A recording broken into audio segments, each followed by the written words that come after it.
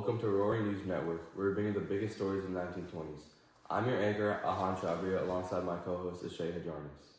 Hello everybody, today is December 31st, 1929. With the 20s coming to an end, today's special report will bring a recap of the past decade. Starting off with the women's suffrage movement. One of the most impactful movements of the 1920s.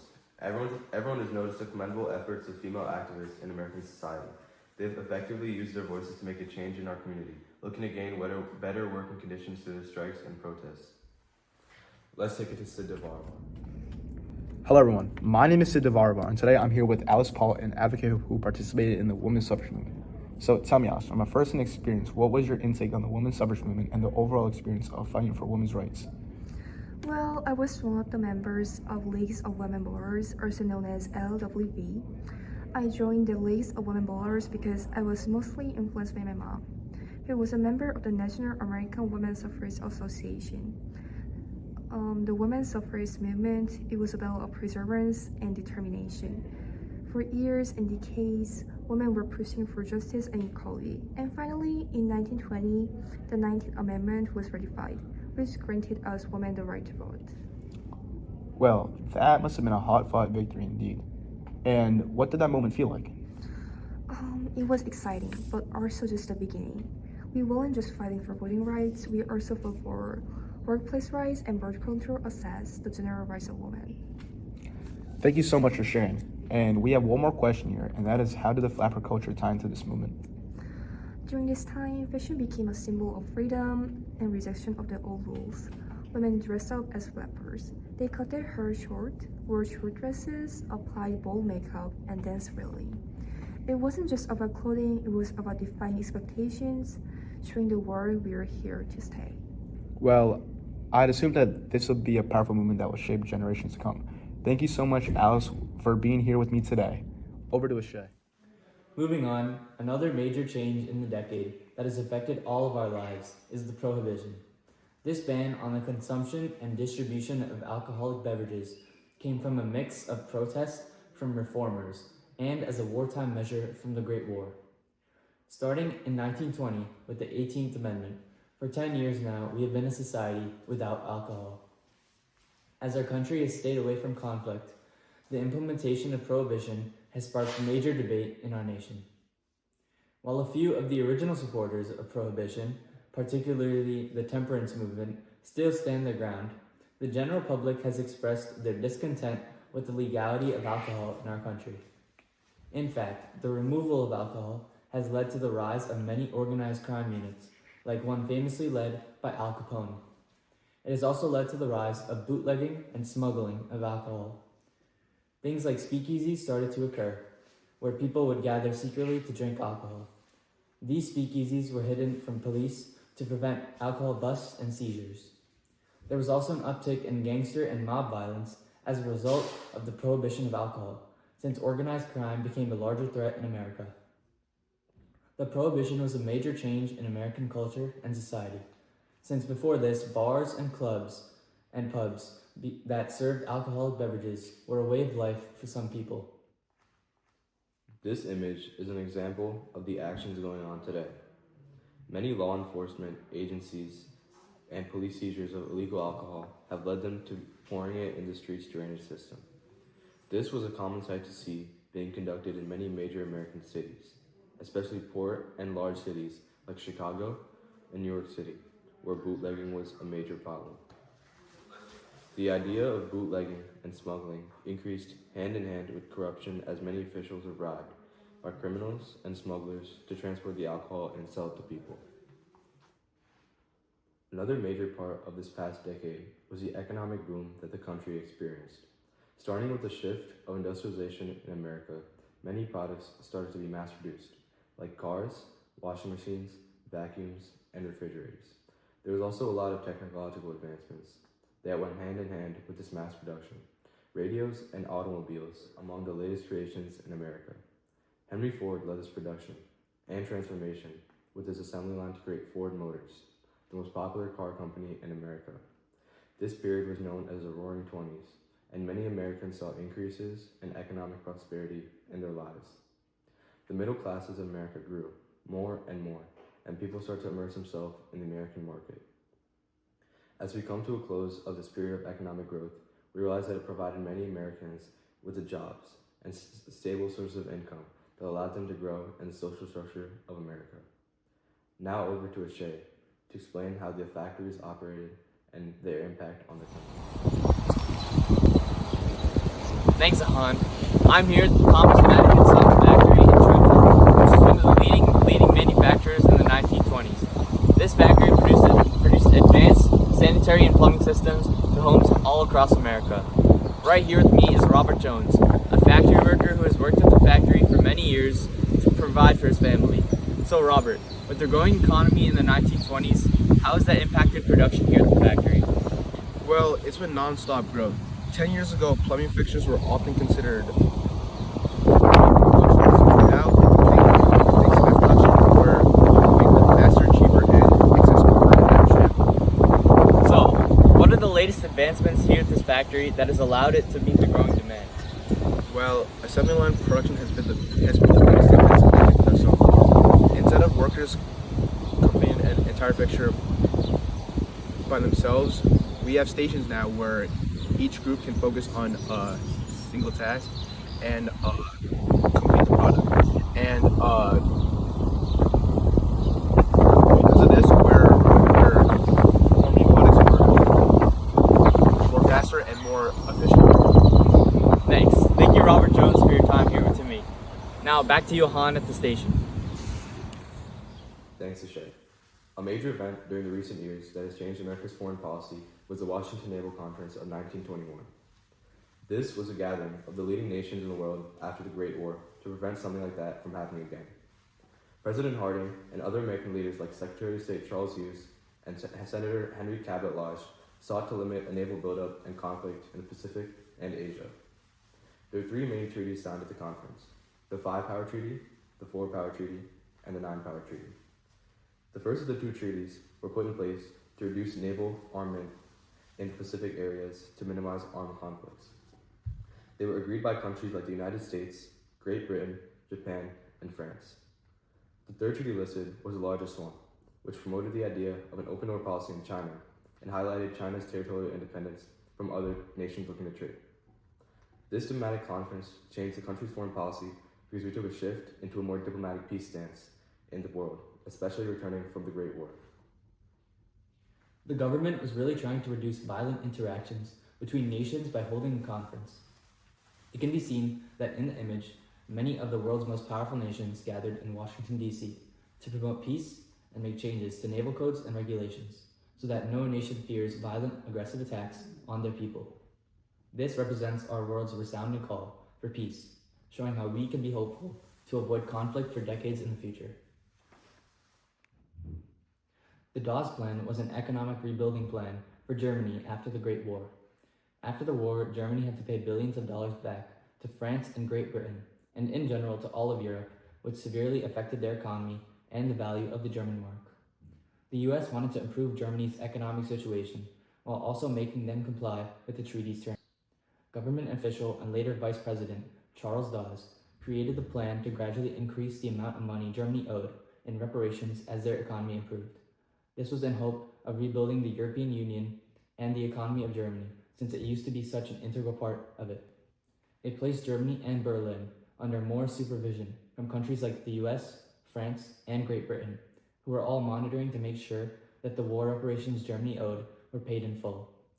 At times, the German government was granted loans by other nations and banks to make their payments since the mark had lost much of its value. This plan brought slight economic recovery to the Germans in the years that it was in place, but there was no significant change in the German economy, which is still heavily reliant on foreign influence. Until recently, the Dawes Plan was replaced by the Young Plan to amend the reparations that Germany owed. Germany had many problems with the Treaty of Versailles, which pushed for unfair treaty terms in the eyes of the Germans. They also thought that they were paying more than they should have for their involvement in the war. It also mandated that the German government had to claim full responsibility for the cause of the war. All this, combined with the harsh reparation terms, led to crashes in the German economy, which led to the US government imposing the Dawes Plan to act as an intermediary between Western Europe and Germany, trying to benefit both sides. Another major event that happened during this decade that influenced our foreign policy was the Kellogg-Briand Pact. This pact, formulated and signed in 1928, was an international agreement that tried to reduce the likelihood of another Great War and denounce war as a means of solution. It basically wanted to promote more diplomatic solutions for countries that are in conflict with one another. It was created by Secretary of State Frank Kellogg and French Foreign Minister Astrid Briand. At first, the pact was only signed by 15 nations, but that total increased up to 62 nations agreeing that war and military action should not be used as a first resort, to solve an international problem. Initially, this agreement was only between US and French governments to preserve a peaceful setting of the world, but soon enough, this pact was expanded to include a multitude of countries around the world. Unfortunately, there are some drawbacks to this pact. When it was written and put in place, there were not many measures to effectively enforce the idea that war should be averted at all costs. This, in turn, undermined the effectiveness of the Kellogg-Briand Pact. The worldwide agreement demonstrated that a collection of countries were aiming to preserve peace in the post-Great War world. It signified the solidification of the US government's policy to heavily promote peaceful handling of situations around the world. The country had long had an isolationist agenda when it came to non-trade relationships with other nations. We had averted from this stance by getting involved in the Great War, and yet again we've gone back to our starting place by trying to distance ourselves from other conflicts by promoting a peaceful environment in the world. A major cultural change that emerged during this time period was the rise of a consumer society in America. This change was mirrored by the technological advancement as well as the economic growth that the country saw in this decade. With the growth in manufacturing, consumerism from everyday Americans began to increase as more and more individuals were able to purchase common products like cars, radios, refrigerators, and more. Since more Americans were getting jobs and developing a disposable income, they were able to spend it on items like these. The rise of consumer society also led to the creation of an advertisement industry. With all these new products for Americans to purchase, companies and corporations had to find a way to push these products out to people through advertising. Large-scale aggressive advertising was employed at first through signs, radios, magazines, billboards, and other means to get people to buy more products. The majority of the people who were a part of this consumer society was not the majority of the American population. It was only a small fraction of those part of the middle class, which was a small but growing group in American society. These were the people who were not living check to check. These were the people who could afford to save money so they could spend it buying household appliances for their families. This shift in society had an impact on the traditional American lifestyle, which had changed our society so much in the past few years. After these messages, we'll be right back.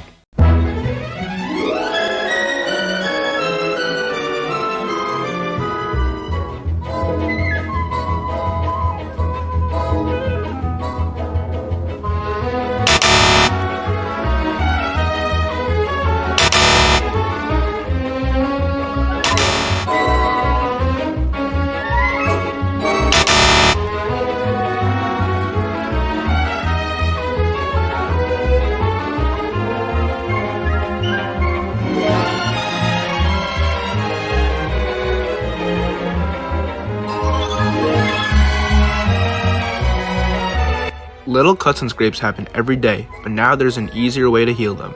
Introducing Johnson & Johnson Band-Aid, a quick and simple fix for minor injuries. Honestly, I used to spend more time trying to wrap a cut than organizing my clothes.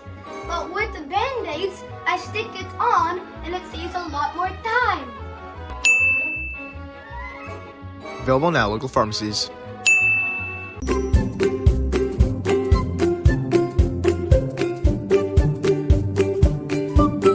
It's the same routine every day, just sweeping and dusting, and somehow dirt still comes back. But what if it didn't take all afternoon?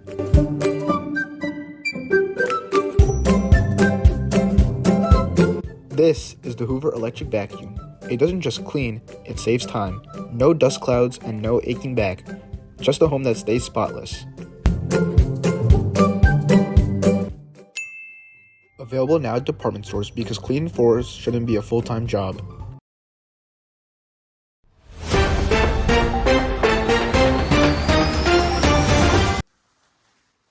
The 1920s were also a time where fashion made a bold statement. People weren't just dressing differently, they were defying expectations. To add on, women's fashion became more daring, while men adopted sleek suits, polished accessories, and effortlessly cool styles. The way people dressed up wasn't just influenced by designers. It was shaped by music, nightlife, and even prohibition.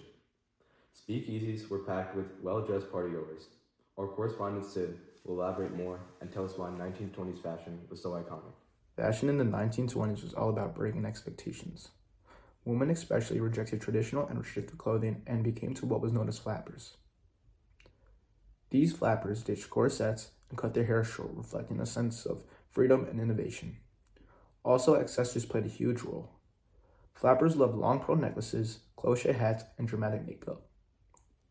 And not only that, beauty trends shifted too, with women embracing dark lipstick, thin eyebrows, and bold rouge. Men's fashion took more of a modern approach.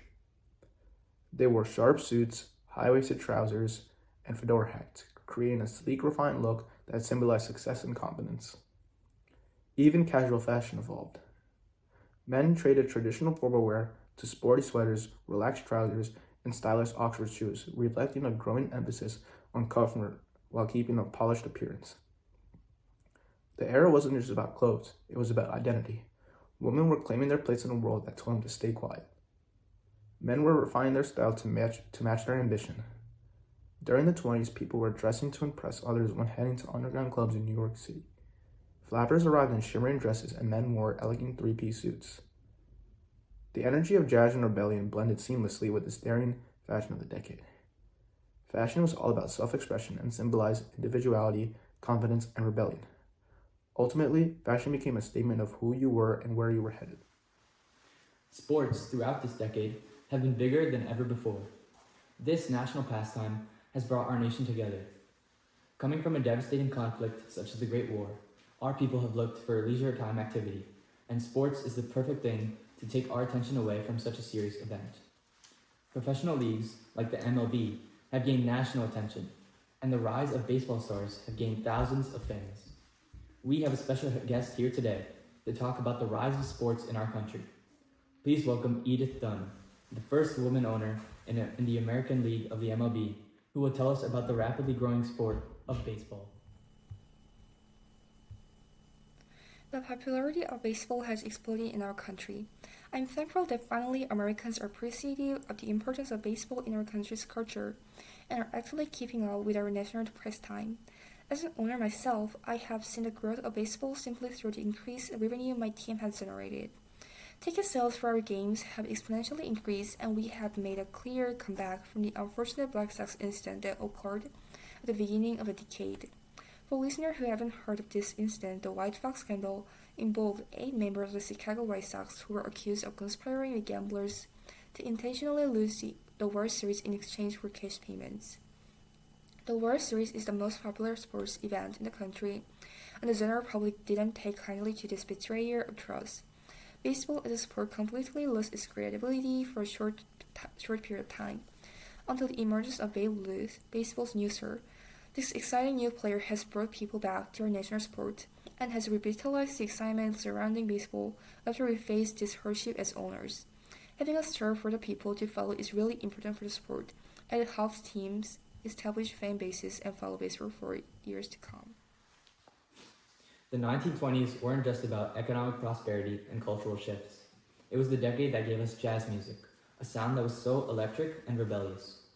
Jazz music exploded out of New Orleans, weaving its way into Chicago, New York, and beyond. Musicians toured through old traditions, defying structured classical forms and replacing them with smooth rhythms, free-flowing solos, and pure emotion. Jazz wasn't just about music. It was energy, rhythm, and personality. It changed how people danced, socialized, and expressed themselves, making a heartbeat of the roaring 20s. It took over clubs, radios, and dance halls throughout this decade. Let's take it to Sid to explain how jazz shaped Jazz wasn't just a new genre, it was a movement. It threw away old music rules, replacing them with improvisation, fast beats, and pure intensity. Artists like Louis Armstrong, Duke Ellington, and Bessie Smith brought jazz to the forefront, turning it into the sound of the decade. The real magic happened in Harlem, New York, where the Harlem Renaissance fueled jazz's explosion. Clubs like the Con Club and the Savoy Ballroom were packed with people looking to dance, celebrate, and hear the hottest new sounds. These clubs even served alcohol, which was illegal because of the 18th Amendment, which stated that alcohol was prohibited all around the United States. But the prohibition only made jazz music stronger. It created an underground scene where musicians, dancers, and bootleggers collided. Gangsters like Al Capone made fortunes by supplying alcohol to these clubs, fueling one of the biggest black markets in history. Jazz thrived in the hidden world, with crowded speakeasies providing the perfect atmosphere for musicians to push boundaries and audience to escape reality. By this point, jazz has become a defining element in the American culture, shaping not only music, but also social reactions, entertainment, and artistic expression. Its influence can be seen in the rise of new dance styles and new shifts in fashion. Let's take a look back at May 21st, 1927, when Charles Lindbergh flew from Long Island to Paris to complete the first solo transatlantic flight. He became a U.S. Army Service cadet in 1924, and later quit to become a U.S. airmail pilot, where he began prepping for this arduous journey. Despite his personal struggles and beliefs, everyone views Charles Lindbergh as a national hero, and there's no doubt he will go down in history. Let's take it to our aviation expert, who will tell us more about this landmark achievement. In the summer of 1927, Lindbergh embarked on his daring non-stop flight from New York to Paris in his plane, the Spirit of St. Louis.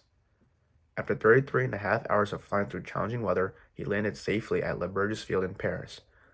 The moment he touched down, a massive crowd of over 100,000 people who had been waiting for hours ran onto the runway to celebrate his accomplishment. They raised him onto their shoulders, cheering Vive Lindy. Lindbergh's achievement wasn't just a technological advancement, it was also a demonstration of his courage and ingenuity. President Coolidge presented to him both the Distinguished Flying Cross and the Medal of Honor, the highest U.S. military award. He was promoted to colonel in the U.S. Army Air Corps Reserve and also earned the highest French award, the Legion of Honor. His flight captivated people across the globe, bringing a sense of unity and hope after the Great War. He became an international hero. His flight sparked a boom in aviation and demonstrated what was possible, leaving everyone with a sense of awe and optimism for the future.